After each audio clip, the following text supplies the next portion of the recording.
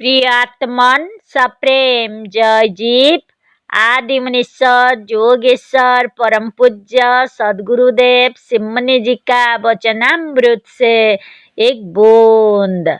अध्याय 28 प्राणायाम का सच्चा रूप। पिछले अध्याय में आसन की व्याख्या करते हुए हमने प्राणायाम का एक गुप्त भेद अपने शिष्यों और पाठकों के लिए खोलकर रख दिया है। प्राण को होठ से रखना जितना ही हानिकारक है उतना ही सहज प्राणायाम लाभदायक है, और यह सबको मालूम है कि श्वास की गति जितनी ही न्यून होती है उतना ही मनुष्य का भीतरी आनंद और शांति बढ़ती जाती है और साधक जोगपद या स्वाभाविक प्राणायाम की अवस्था के निकट होता जाता है। इस शास्त्र में प्राणायाम का स्वरूप कहते हुए साधन पाद के 48वें सूत्रों में मुनिवर पतंजलि ने ही कहा भी है, तस्मिन् सति श्वास प्रश्वास गतिविच्छेद प्राणायाम 49। तस्मिन् सति ऐसा होने पर अर्थात ठीक ठीक आसन लग जाने पर श्वास प्रश्वास गति विच्छेद, श्वास प्रश्वास की गति का विच्छेद होता है और श्वास प्रश्वास की गति के विच्छेद का नाम ही प्राणायाम है। इस सूत्र में विच्छेद शब्द आया हुआ है। यह विच्छेद शब्द छिदिर दैधिकरणे टू काट धातु से बना है।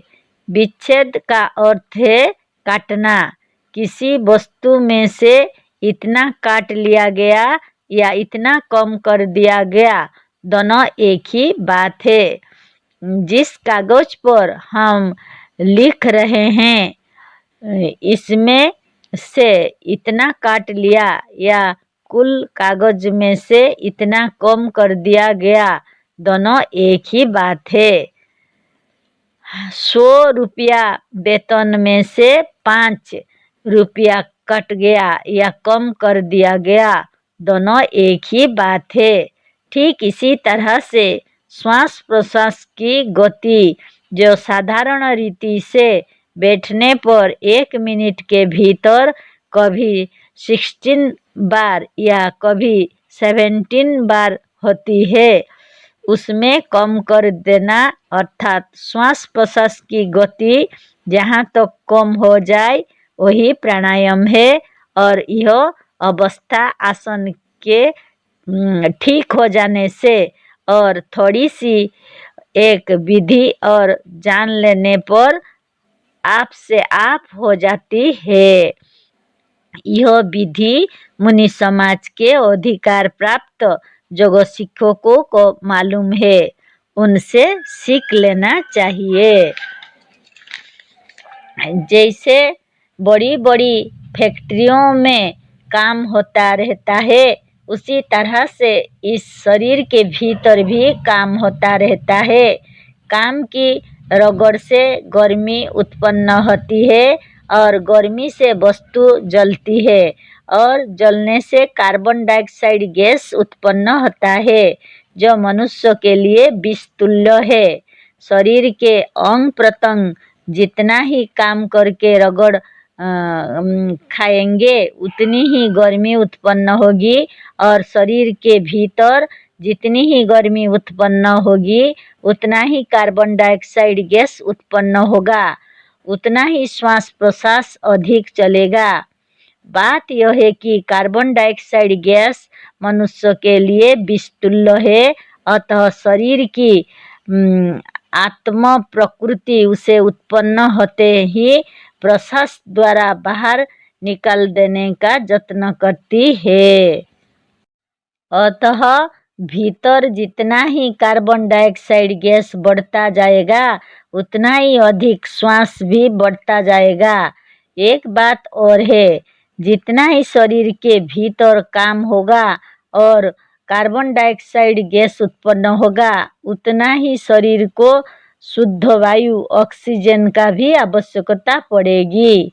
यह ऑक्सीजन बाहर से जाता है जिसे आत्मशक्ति श्वास द्वारा शरीर के भीतर ले जाती है।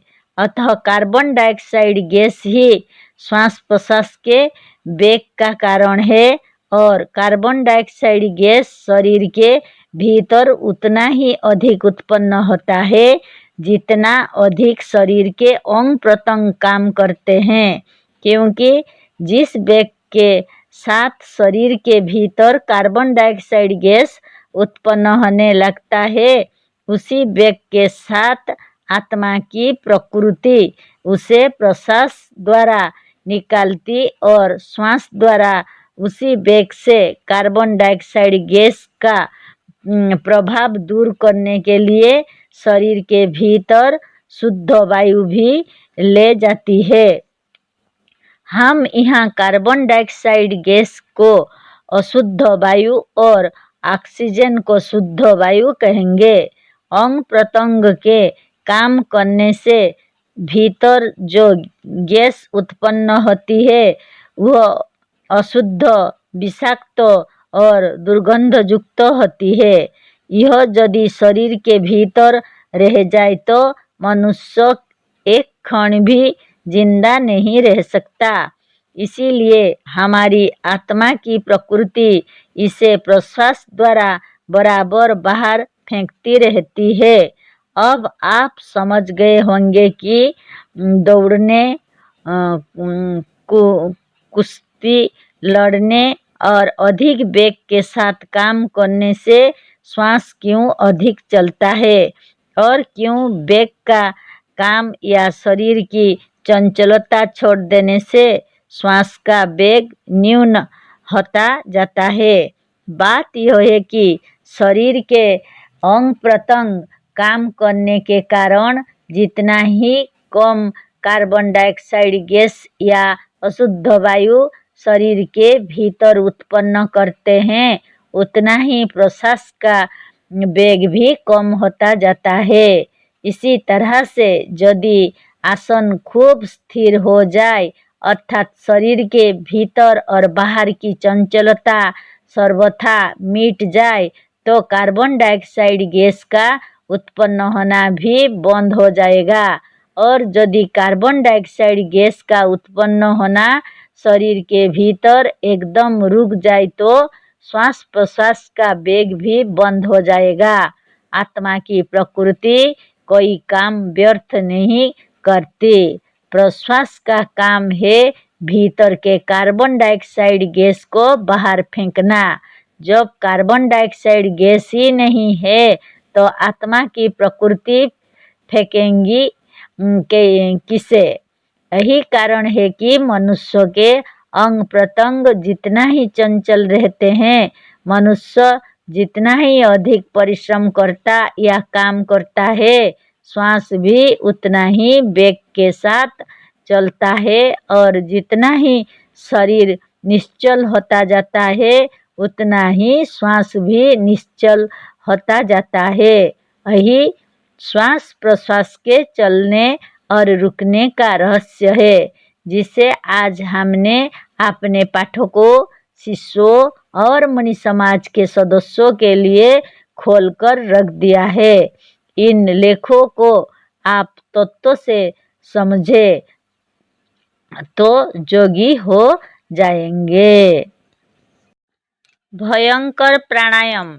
जब तक आप सर्वथा स्थिर नहीं होगे, जब तक आपने आधा घंटे या घंटे भर बैठकर अपने अंग प्रत्यंग और मन की चंचलता छोड़ने का अभ्यास नहीं कर लिया है, जब तक सच्चे आत्मज्ञान द्वारा आपके मन की अशांति, उद्विग्नता और विक्षिप्तता नहीं मिटी है और जब तक आपके भीतर कार्बन डाइऑक्साइड गैस का विष उत्पन्न होता रहता है, तब तक श्वास के वेग या गति को रोकना बहुत ही भयंकर कार्य है।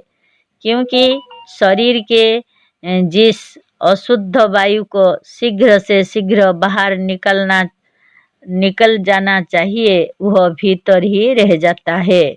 यही कारण है कि प्रचलित प्राणायाम द्वारा साधक जोगी ना होकर रोगी हो जाता है। अब आप स्वयं सोचें कि जिस योग और प्राणायाम की शिक्षा और उपदेश आजकल लोगों को मजहबी गुरुओं द्वारा मिल रही है, वह कितना भयंकर और हानिकारक है। श्वास प्रश्वास का वेग आज जो सामाजिक रीति से या नाक पकड़कर रोक देने से कार्बन डाइऑक्साइड गैस भीतर ही फैल जाता है, जिससे साधक के शरीर में अनेक प्रकार के रोग उत्पन्न होते रहते हैं। यही प्राणायाम और इसी प्रकार के दूसरे साधन योग को बदनाम करने वाले हो रहे हैं। इन्हीं सब मिसालों को लेकर मजहबी लोगों ने यह कहना आरंभ किया कि योग का साधन तो महाभयंकर है, अतः सब कुछ छोड़कर राम राम करना ही निरापद है। यह किसी ने नहीं कहा कि यह तो योग ही नहीं है, और असली योग तो सब कामों से सरल, सुगम, सुंदर, सुखदायी और सुलभ है। राम राम करने में तो फिर भी जिह्वा और माला हिलानी पड़ती है। मजहबी कृत्यों में अनेक कष्टसाध्य कर्म है, पर योग के लिए ना कहीं जाना है, ना कहीं आना, और ना जरा भी हिलाना डोलाना है। जहाँ तो हो सके कुछ नहीं करना है, मन को भी नहीं डोलाना है, मस्तिष्क से भी काम नहीं लेना है, किसी भी इंद्रिय से काम नहीं लेना है। सबको आराम करने के लिए छोड़ दीजिए और स्वयं आराम करिए। यही तो योग का रहस्य है। जैसे सोकर थका हुआ मनुष्य फिर से काम करने योग्य हो जाता है और उसमें नई शक्ति आ जाती है, उसी तरह से समाधि लगा लेने पर सोने से भी कहीं अधिक थोड़ी देर में ही मनुष्य के शरीर, अंतकरण और मस्तिष्क में अद्भुत शक्ति, शांति, प्रसन्नता और उत्साह आ जाता है। जैसे जैसे आप समाधि की उच्च कक्षा में बढ़ते जाओगे, वैसे वैसे आपका आनंद, उत्साह, शांति, प्रसन्नता, ज्ञान और आत्मबल भी बढ़ता जाएगा। मजहबी लोगों को यह नसीब नहीं होता, क्योंकि वे तो अपनी विधि की संध्या, गायत्री पूजा, प्रार्थना, कीर्तन और हवन में ही रह जाते हैं।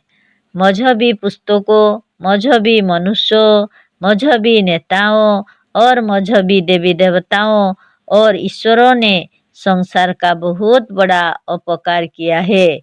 वह जमाना बहुत शीघ्र आवेगा जब तमाम मजहबी पुस्तकें जला दी जाएगी। मजहबी देवी देवता मंदिरों में से उखाड़ कर फेंक दिए जाएंगे और मंदिरों, मस्जिदों तथा चर्चों को लोग या तो गिरा देंगे या उनमें बालकों को पढ़ाने का काम लेंगे। इन मजहबी लोगों ने ऐसा अत्याचार किया है कि बालकों की स्कूली किताबों में भी ईश्वर की प्रार्थना रख दी है। सब नित्य हाथ जोड़कर, सिर नीचा कर ईश्वर की प्रार्थना करते हैं और अपने भीतर गुलामी के भावों को भरते रहते हैं। इन प्रार्थनाओं का प्रभाव यह पड़ता है कि बालक अपने को नीच से नीच समझने लगते हैं। स्कूलों में जो प्रार्थनाएं सिखलाई जाती है, उनका एक नमूना यहाँ भी उद्धृत करते हैं। विनती सुन लो हे भगवान, हम सब है बालक नादान। इसी से तो सर्वदा नादान बने रहते हैं। अब आगे सुनिए। विद्या बुद्धि नहीं कुछ पास, हमें बना लो अपना दास। ठीक है, विद्या बुद्धि होती तो ऐसा क्यों कहते? जो तुमने चाहा वही तो हुए। ईश्वर नहीं तो आत्मा ने तो प्रार्थना सुन ली, लो बराबर दास बने रहोगे। इन लोगों के नेता लोग भी नित्य प्रार्थना करते और हाथ जोड़कर गिड़गिड़ाते और नाक रगड़ते हैं। और सुनिए, हाथ जोड़कर खड़े हुए हैं, पैरों पर हम पड़े हुए हैं। पड़े रहो, हाथ जोड़े, पड़ जाओ पैरों के नीचे और चले जाओ रसातल को, और मर करके जल्दी से बोलो कि राम नाम सत्य है। चलो तर गए, अब क्या करोगे? जो करके जो सीखा है वही फिर अपने लड़कों को भी सिखाते हो।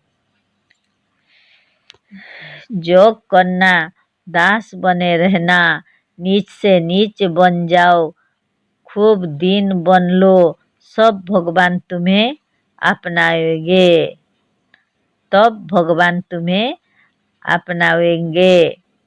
यही मजहबी लोगों का सिद्धांत है।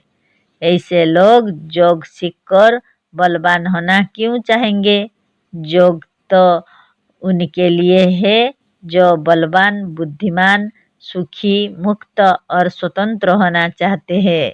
जैसे काम करने वाले कर्मवीरों को काफी सोकर नई शक्ति प्राप्त कर लेना आवश्यक है, उसी तरह कर्मवीरों को घंटा दो आधा घंटा योग साधन करके भी खूब ताजी और अद्भुत शक्ति वाला हो जाना चाहिए। सोने से भी अधिक आराम योग समाधि में मिलता है। सोने से भी अधिक शक्ति योग में मिलती है। सोने से भी अधिक प्रसन्नता योग द्वारा मिलती है। सोने से भी अधिक शांति योग में मिलती है। निद्रा से तो केवल शरीर ही सोता और आराम करता है, पर योग में मन और प्राण भी आराम करते हैं। अतः इस अवस्था में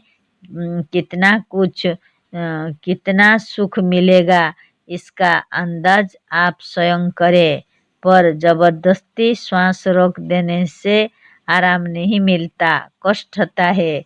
इसे सच्चे योगी श्वासोपश्वास गति विच्छेद जानते हैं। प्राणायाम के बाद प्राणायाम आता है। इसका मतलब यह है कि पहले ठीक ठीक आसन लगा लो, इसके बाद प्राणायाम आप से आप हो जाएगा। इसी से मुनिवर पतंजलि ने आसन का वर्णन करने के बाद कहा है कि तस्मिन् सति श्वासोपश्वासोर गतिविच्छेदः प्राणायाम 47 प्रयत्न शैथिलानंत समापत्तिभ्यां 48 ततः द्वंद्व अनभिघातः 49। इसी आसन में जब श्वास की गति का विच्छेद होता है तो उसे प्राणायाम कहते हैं। योगासन कैसा होना चाहिए इसे पहले ही कह चुके हैं। आसन तब लगता है जब हम बिल्कुल स्थिर हो जाए, जहाँ तक कि निमेषोन्मेष भी ना हो, एक अंगुली भी ना हिले, मन भी ना हिले। आँख खुली रहने पर निमेषोन्मेष रहेगा, अतः उसे बंद कर लो। इससे आँख को पलकों की गति भी बंद हो जाएगी और तब आप सर्वथा स्थिर हो जाओगे, तो श्वास प्रश्वास भी आपसे रुक जाएंगे। यही हमने सिद्ध किया है और यही इन योग सूत्रों का तात्पर्य है।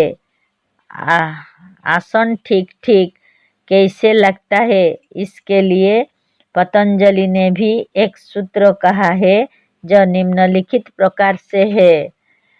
प्रयत्न शैथिलानंत समापत्तिभ्याम, शरीर के अवयवों को, प्रयत्नों को शिथिल करने और मन को अनंत में लगाने से आसन सिद्ध होता है। प्रयत्न की शिथिलता वही है कि शरीर जरा भी ना हिले और शरीर को कड़ा नहीं शिथिल ढीला और हल्का करके रखे। अनंत शक्ति, सामर्थ्य और ऐश्वर्य रखने से आत्मा का नाम अनंत है। अनंत गति वाला होने से प्राणों का नाम भी अनंत है और अनंत वृत्तियों वाला और अनंत बल वाला होने से मन का नाम भी अनंत है। शब्दों का भी अंत नहीं है, अतः ध्वनि और शब्द भी अनंत है। इनमें भी शरीर के भीतर का वह अनाहत शब्द जो बहुत सुखदायी होता है और कभी बंद नहीं होता, वह भी अनंत है। इन्हीं अनंतों में लग जाने या चिपक जाने से अथवा मन को इनमें लगा देने से साधक का आसन स्थिर हो जाता है। आसन सिद्ध हो जाने से ठीक हो जाने या सच्चा आसन लग जाने से एक बात और होती है, जिसे नीचे अगले सूत्र में कहा है, ततः द्वंद्वा अनभिघातः। 48। ततः आसन के सिद्ध हो जाने से द्वंद्वा अनभिघातः, दुख द्वंद्व भी नहीं सताते, दुख द्वंद्व की बाधा नहीं उपजती, दुख द्वंद्व की बाधा नहीं पहुँचती। आसन सिद्ध हो जाने पर मनुष्य समाधि में पहुँच जाता और इस तरह से शीतोष्णादि द्वंद्वों से परे रहता है। इससे प्राणायाम भी सरलता और सुविधा के साथ हो जाता है। इसे मुनिवर पतंजलि ने आगे के सूत्र में निम्नलिखित प्रकार से कहा है कि तस्मिन् सति श्वासोपश्वासोर् गति विच्छेदः प्राणायामः। 49। इस सूत्र का अर्थ ऊपर ही कर चुके हैं, इसीलिए अब यहाँ नहीं करते हैं, वही देख लेना चाहिए। बाह्य आभ्यंतर स्तंभ वृत्ति देश काल संख्या भी परिदृष्टे दीर्घ सूक्ष्म। 50। प्राणायाम के साधन काल में प्राण की 3 वृत्तियां होती हैं, बाह्य वृत्ति, आभ्यंतर वृत्ति और स्तंभ वृत्ति। इनमें से एक एक के भी फिर देश काल संख्या के अनुसार 3 भेद हैं, अर्थात यह प्रश्वास बाहर निकलकर कुछ दूर तक जाता है, वही देश भेद से प्रश्वास की बाह्य वृत्ति है।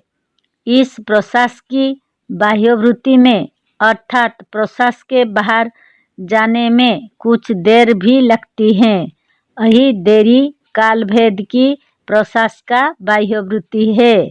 इसी तरह से प्रश्वास की बाह्य वृत्ति 1 मिनट में के बार हुई, यह संख्या भेद से प्रश्वास की बाह्य वृत्ति है। इसी तरह से देश काल और संख्या भेद से आभ्यंतर वृत्ति और स्तंभ वृत्ति का भी भेद होता है। फिर इन सबों का दीर्घ और सूक्ष्म भेद से 2 भेद प्रभेद और होते हैं, जैसे देश भेद से दीर्घ श्वास की बाह्य वृत्ति और काल भेद से दीर्घ श्वास की आभ्यंतर वृत्ति इत्यादि। यही इस सूत्र का स्पष्ट अर्थ है। इस सूत्र का इस तौर से ठीक ठीक अर्थ व्यास और भोजादि नहीं कर सके हैं। पहले जितने भाष्य इस सूत्र पर हुए हैं, वे अशुद्ध होने के साथ ही साथ ऐसे अस्पष्ट हैं कि आप उन्हें कोई बार पढ़कर भी ना स्वयं समझ सकते हैं, ना दूसरों को समझा सकते हैं। हमने जो अर्थ ऊपर किया है उसे स्पष्ट करते हैं। सुनिए, प्राणायाम के समय प्राणों के साथ किसी किस्म का छेड़छाड़ नहीं किया जाता और ना उसके वेग को रोका जाता है। केवल शरीर और इंद्रियों की चंचलता को रोककर एक आसन से सुखपूर्वक स्थिर होकर और शरीर को ढीला छोड़कर बैठ जाते हैं। अब मन की चंचलता भी जब तक सर्वदा ना छूट जाए तब तक शरीर के भीतर और बाहर अंग प्रत्यंग सर्वथा स्थिर नहीं हो सकते। अतः मन को स्थिर करने के लिए उसे इसी श्वास प्रश्वास के आवागमन पर लगा देना चाहिए। फिर जो जो मन स्थिर होता जाएगा तो श्वास प्रश्वास की गति देश काल और संख्या भेद से क्रमशः न्यून होती जाएगी। अर्थात पहले यही प्रश्वास जो बाहर की ओर नासाग्र से 16-20 अंगुली आगे जाता था वह क्रमश न्यून होता जाएगा। अर्थात थोड़ी ही देरी के बाद केवल 12 अंगुली तक जाएगा, फिर 10 होगा, 9 होगा और थोड़ी देर साधन के बाद केवल 4 ही अंगुली तक जाएगा। इसी तरह क्रमशः कम से कम होते होते इतना कम हो जाएगा कि नासिका के बाहर जाएगा ही नहीं। यही देश भेद से प्रश्वास की बाह्य वृत्ति वाला प्राणायाम है। फिर वही प्रश्वास 1 मिनट में जो 16-20 या 40 बार बाहर जाता था 8 ही बार जाएगा, फिर 5 ही बार जाएगा, जहाँ तक कि एक बार भी नासिका के बाहर नहीं जाएगा। अतः यह संख्या भेद से प्रश्वास का बाह्य वृत्ति वाला प्राणायाम हुआ। इसी तरह से और भेदों को भी समझ लीजिए। सूत्र का अर्थ करने से उसके भेद प्रभेद का वर्णन से साधक शायद इसे अच्छी तरह से ना समझ सकेंगे तो हम थोड़े में यह बतलाते हैं कि पूर्वोक्त रीति से सच्चा आसन लगाकर मन को श्वास प्रश्वास की गति पर लगाकर सुख के साथ स्थिर हो जाने से श्वास प्रश्वास की गति न्यून होते होते इतनी न्यून हो जाता है कि उसका चलना मालूम ही नहीं होता। यही सच्चा और सहज प्राणायाम है। इससे मनुष्य समाधि तक या अपने स्वरूप तक पहुंचकर परम पद को प्राप्त होता है। इसके आगे जो सूत्र है उसे सुनिए। व्याहाभ्यंतर विषयक्षेपी चतुर्थः 51। ऊपर के सूत्रों में प्राणों की 3 वृत्तियों का वर्णन है, बाह्य वृत्ति, आभ्यंतर वृत्ति और स्तंभ वृत्ति। अब इस सूत्र में बताया जाता है कि 50वें सूत्र के अनुसार साधन कर लेने पर साधक ऐसी अवस्था में पहुंचता है कि प्राणों की गति बाहर और भीतर दोनों नहीं होती, और जिस अवस्था में यह दोनों नहीं होती वही उच्च कक्षा का चौथे प्रकार का प्राणायाम है। इस सूत्र का अर्थ व्यास जी ने ठीक किया है, पर आर्य समाजी टीकाकारों ने सब सूत्रों का अर्थ व्यास भाष्य के अनुसार करते हुए भी इस सूत्र का अर्थ व्यास भाष्य के अनुसार नहीं किया है, किंतु खींच खांच करके अपने मतानुसार ले गए हैं। व्यास जी ने इस सूत्र का भाष्य करते हुए लिखा है, क्रमेण भयोर्गत्य भावश्चतुर्थः प्राणायामः, चतुर्थस्तु श्वास प्रश्वासोर्विषया बधारणा तो क्रमेण भूमिज यादुः भयाक्षेप पूर्वको गत्य भावश्चतुर्थः प्राणायामः। क्रम से दोनों प्रकार की गति का अभाव चौथा प्राणायाम है। चौथा तो श्वास प्रश्वास दोनों पर चित्त लगाने से क्रम से भूमियों का जय होने पर दोनों गतियों का अभाव ही यह चौथा प्राणायाम है। मतलब इतना ही है कि जिस अवस्था में प्राण ना बाहर जाता है ना भीतर पेट की ओर जाता है, उस अवस्था वाला प्राणायाम चौथे प्रकार का है। इन सब प्रकार के प्राणायामों को कर लेने से क्या होता है, इसका वर्णन नीचे के सूत्र में है। ततः क्षीयते प्रकाश आवरणम। 52 प्राणायाम कर लेने पर प्रकाश पर का आवरण पर्दा या ढक्कन दूर हो जाता है। प्रकाश ज्योति को भी कहते हैं और ज्ञान को भी कहते हैं, अतः दोनों अर्थ ले लीजिए। प्राणायाम करने से ज्ञान और ज्योति का आवरण दूर हो जाता है, अर्थात अपने स्वरूप का सच्चा ज्ञान प्रकट होता और भीतर प्रकाश ही प्रकाश दृष्टिगोचर होता है।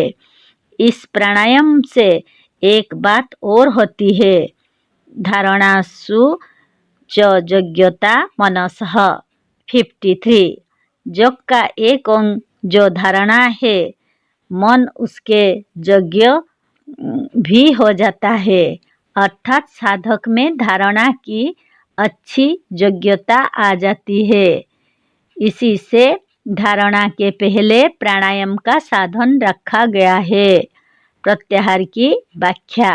अब अगले सूत्र में प्रत्याहार का वर्णन आता है, जो योग का 5वां अंग है। यह प्रत्याहार क्या है, इसे सुनिए। स्विषया संप्रयोगे चित्तस्य स्वरूपानुकार इवेन्द्रियाणां प्रत्याहारः। 54 इंद्रियां जिस काल में अपने अपने विषयों का त्याग करके चिदात्मा के स्वरूप को साक्षात करने में लग जाती हैं या उसके अनुकूल हो जाती हैं, उसे प्रत्याहार कहते हैं। मतलब यह है कि जिस अवस्था में इंद्रियां बाहर से लौटकर भीतर आत्मा की ओर आ जाती हैं, उसे प्रत्याहार कहते हैं। अब प्रत्याहार से क्या होता है, उसे सुनिए। ततः परमावश्यते इंद्रियाणाम।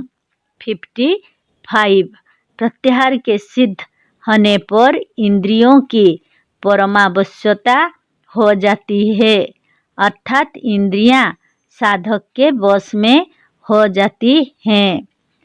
इति श्री पतंजले योगशास्त्रे हिंदी मुनीश्वर भाष्ये द्वितीय साधनपादः समाप्तः। बोले सद्गुरुदेव सिंह मुनि महाराज की जय। जय जी।